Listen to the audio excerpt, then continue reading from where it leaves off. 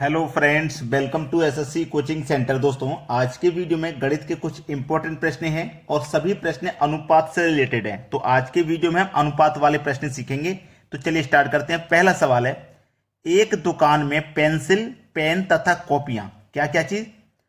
Pencil, pencil, pen तथा कॉपियां। ठीक है, कॉपियां मतलब कॉपी। इनका जो अनुपात है आपके पास वो है 10:2:3 का।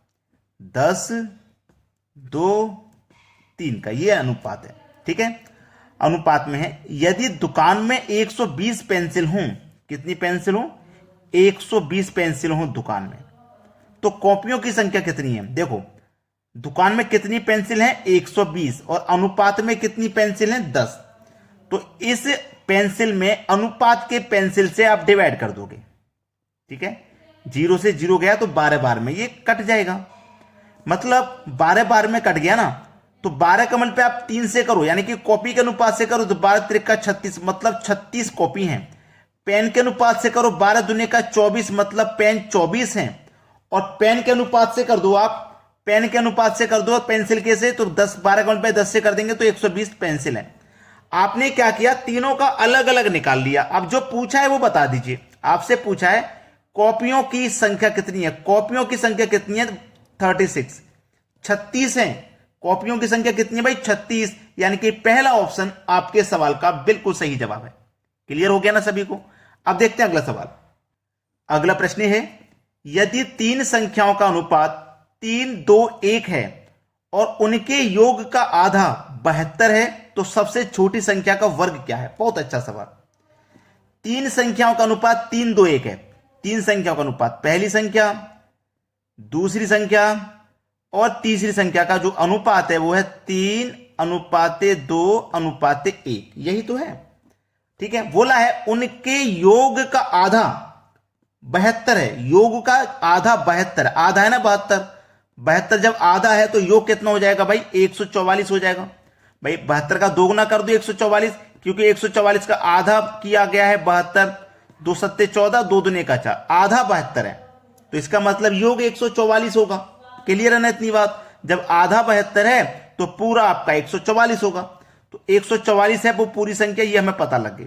जब आपके पास योग 144 है तो आप अनुपात का भी योग करेंगे।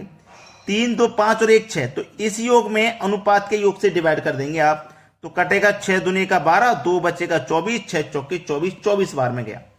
24 कमल पे 1 से कर दो 24, 24 कमल पे 2 से कर दो 48, और 24 कमल पे 3 से कर दो तो 72। पूछा क्या है? सबसे छोटी संख्या का वर्ग क्या है? तो सबसे छोटी संख्या अनुपात में 1 है, तो मतलब 24 का वर्ग। सबसे छोटी संख्या 1 था ना, तो हमने 1 से मल्टीप्लाई कर दिया। उसने पूछा छोटी संख्या का वर्ग, तो सबसे छोटी संख्या आपके पास 24 है। 24 का वर्ग पूछा गया है, तो 24 का वर्ग होता है 576। ठीक है, ये 24 का वर्ग होता है, और यही क्या हो जाएगा आपके सवाल का बिल्कुल सही जवाब। 576 मतलब डी ऑप्शन बिल्कुल सही जवाब है। सभी को समझ में आ गया? अब देखेंगे अगला प्रश्न। अगला प्रश्न है, तीन संख्याओं का अनुपात 2 3 5 है। यदि तीनों संख्याओं का योग 275 है, तो तीनों संख्याओं में सबसे बड़ी संख्या पूछा है क्या है?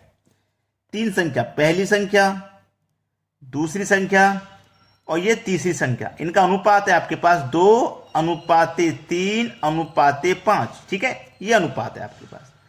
अब जब ये अनुपात है तो आपसे क्या कहा गया है कि योग 275, आपको योग दिया गया है 275। जब योग है आपके पास तो क्या करेंगे? अनुपात के योग से डिवाइड कर दो, यानी कि 5 और 3 8 और 2 10, तो इस योग में अनुपात के योग से डिवाइड कर देंगे। तो 10 से डिवाइड करोगे 275 में, तो 1 0 है तो एक संख्या बाद 10 लगेगा, यानी कि 27.5 बार में डिवाइड हो जाएगा।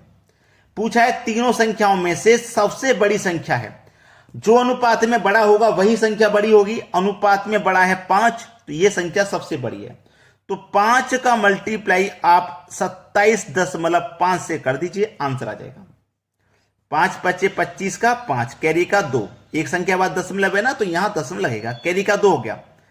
5 7 35, 35 में कैरी का 2 जोड़ेंगे तो 37, कैरी का 3, 5 दिया 15, 15 में जोड़ देंगे 3 तो 18, वो 5 दूने का 10, 10 में जोड़ देंगे 3 तो 13। ये आपके सवाल का बिल्कुल सही जवाब हो जाएगा 137.5। 137.5। सी ऑप्शन प्रश्न का बिल्कुल सही जवाब। अब देखेंगे अगला प्रश्न। अगला प्रश्न है, तीन संख्याओं का अनुपात 2, 5, 7 है। यदि उनका गुणनफल 1890 हो तो तीनों संख्याओं का योग क्या है? देखो, पहली संख्या, दूसरी संख्या और ये तीसरी संख्या, इनका अनुपात क्या है?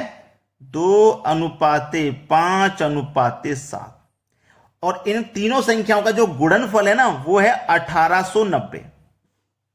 तो जब योग होता है तो हम अनुपात का योग करते हैं, गुणनफल होता है तो अनुपातों का गुणा करते हैं। ये बात आपको अच्छे से मालूम है। अगर मैं इसे 2x मान लूं, इसको 5x मान लूं और इसको 7x मान लूं, तो क्या इसके मान में कोई परिवर्तन होगा? नहीं होगा। तो 2, 5, 7, 7 और 7 14। ठीक है, 2 और 5 7, 7 और 7 14x। कितना हो गया भैया हमारे पास? ये 14x हो गया। ठीक है, लेकिन जोड़ना नहीं है ना। 14x क्यों हो जाएगा? जब आप जोड़ोगे, जब हमारे पास गुणनफल दिया है ना, तो हम गुणा करेंगे। 2 पंजे 10, 10 का मल्टीप्लाई 7 से करेंगे 70, मतलब 70 और x का मल्टीप्लाई x से होगा तो x स्क्वायर, फिर से x से होगा तो x क्यूब हो जाएगा। ये यानी कि 70x क्यूब की वैल्यू 1890 के बराबर है। ठीक है, क्लियर है इतनी बात? तो चलिए, x क्यूब बराबर 1890 और ये मल्टीप्लाई में 70 है तो ये बटे में 70 हो जाएगा। तो 0 से 0 गया, 7 से कटा दो, 7 दूने का 14, 4 बचेगा 49, 7 सत्ते 49। तो x क्यूब की वैल्यू कितनी है? 27 के बराबर। अब ये क्यूब बराबर के इधर जाएगा तो 27 के ऊपर क्या लगेगा? क्यूब रूट लग जाएगा, है ना? 27 के ऊपर क्या लग जाएगा? क्यूब रूट लग जाएगा। 27 के ऊपर क्यूब रूट। अब 27 के ऊपर क्यूब रूट लगने का मतलब क्या है? आपको x की वैल्यू निकालनी है। तो 27 का क्यूब रूट कितना होता है भैया? 3। x का मान है 3। आपसे पूछा है कि तीनों संख्याओं का योग क्या है? x का मान 3 है। x का मान 3 है। 3 का मल्टीप्लाई 2 से करो 6, 3 का मल्टीप्लाई 5 से करो 15, 3 का मल्टीप्लाई 7 से करो 21।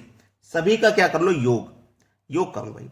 6 और 15 21 और 21 और 21 42। तो यानी कि सभी संख्याओं का हमने योग कर लिया, 42 आया है। सी ऑप्शन हो जाएगा सही जवाब। क्लियर हुआ सभी को? अब देखेंगे अगला प्रश्न। अगला प्रश्न है, तीन संख्याओं में 3, 2, 5 का अनुपात है। तीन संख्याएं, पहली संख्या, दूसरी संख्या और ये तीसरी संख्या में जो अनुपात है वो है 3:2:5 का अनुपात है। उनके वर्गों का योग 1862 है। वर्ग का योग है, याद रखना। 1862 वर्ग का योग है। अगर मैं कहूं कि आप इसे 3x मान लो, इसे 2x, इसे 5x मान लो, ठीक है, मान लिया आपने। वर्गों का योग दिया गया आपके पास, तो आप अनुपातों का भी वर्ग करेंगे। तो 3 का वर्ग करेंगे तो 9 और x का वर्ग करेंगे तो x स्क्वायर, 2 का वर्ग करेंगे तो 4 और x का वर्ग करेंगे तो x स्क्वायर, 5 का वर्ग करेंगे तो 25 और x का वर्ग करेंगे तो x स्क्वायर। अब आपके पास ये भी वर्ग का मान है और ये भी वर्ग का मान है, तो सभी को जोड़ लीजिए। 9 और 4 11, 11 और 25 36, 11 और 25, एक मिनट, 9 और 4 11, 11 और 25 ये हो जाएगा आपका 36x स्क्वायर। ठीक है, 25 और 4 9, 9 में जोड़ूंगा मैं आपका 9, 25 और 4 29 और 29 में जोड़ूंगा 9, ये 38x स्क्वायर हो जाएगा। सबको मैंने जोड़ा तो 38x स्क्वायर की वैल्यू 1862 है। तो x स्क्वायर बराबर 1862, ये मल्टीप्लाई का 38 बटे में 38 हो जाएगा, बटे में 38 हो जाएगा।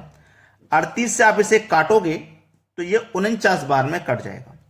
तो x स्क्वायर की वैल्यू 49 है। तो x बराबर, देखो ये 49 है ना, ये स्क्वायर इधर आके इसके ऊपर स्क्वायर रूट लग जाएगा, तो x का मान हो गया 7। सबसे छोटी संख्या कौन सी है ये पूछा है आपसे। तो सबसे छोटा अनुपात में 2 था, है ना, 2 था आपके पास सबसे छोटा। तो 7 का मल्टीप्लाई, यानी कि x का मान 7 है, 7 का मल्टीप्लाई 2 से कर दो तो 7 दूने का 14। ये आपके पास सही जवाब हो गया 14। बी ऑप्शन बिल्कुल सही हो गया। अब देखेंगे अगला प्रश्न।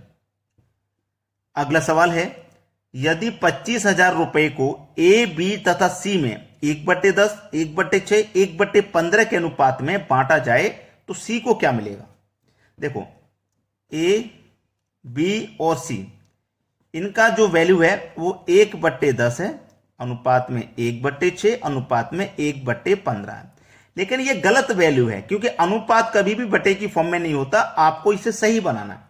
तो सही कैसे बनाते हैं? नीचे वाली संख्याओं का एलसीएम लेकर के, नीचे वाली संख्याओं का एलसीएम।